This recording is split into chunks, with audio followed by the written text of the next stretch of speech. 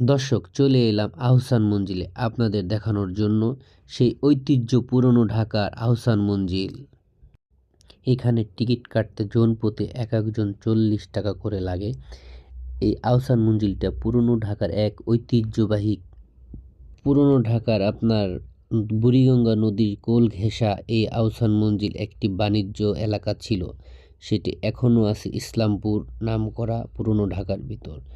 এখানে আসলে আপনি ফ্যামিলি সহ ঘুরতে পারবেন একদম নিশ্চিন্তে, কোনো সমস্যা নাই।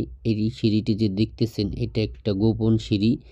এখান থেকে মানুষ গোপনভাবে যাওয়া আসা করতো ওই আমলের সিঁড়িগুলো। চলুন কথা না বাড়িয়ে আগাতে থাকি সামনের দিকে, আরও কি কি দেখতে পারি আপনাদের দেখাতে পারি।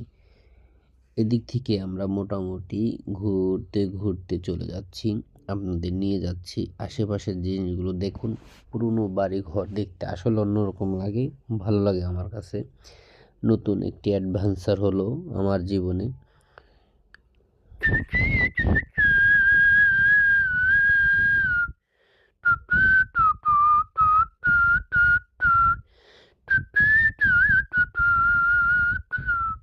এক ফরেনের সাথে দেখা হলো, তাদের বুঝে বলতেছি ব্যাপারটা আসলে অনেক সুন্দর জায়গাটা, তারা বুঝতে পেরেছে। তারপর বলছি একটু সাইড প্লিজ, ওনারা সাইড দিয়ে সরে গেছে। আমি আপনাদের একটু ড্রোন দিয়ে একটু ভিডিও নিয়েছি, সেইটাও আপনাদের মাঝে শেয়ার করে দিয়েছি। আপনারা দেখুন আসলে সিনেমা শট কীভাবে নিয়েছিল আমাদের এক বন্ধু।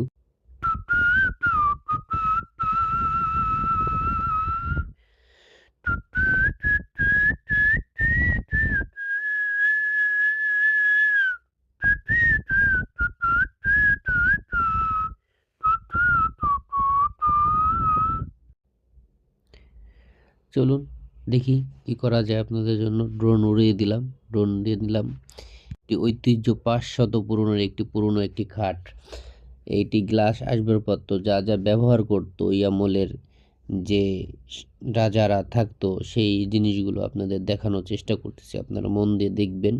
এইগুলো আসলে দেখার সৌভাগ্য সবার হয় না, যারা চিনেন তারা অবশ্যই সৌভাগ্যবান, দেখেছেন। এখানে এসে আপনারা পারলে ঘুরবেন, সেই রাজা বাদশারা যেভাবে গেস্ট নিয়ে বসে থাকতো সেই।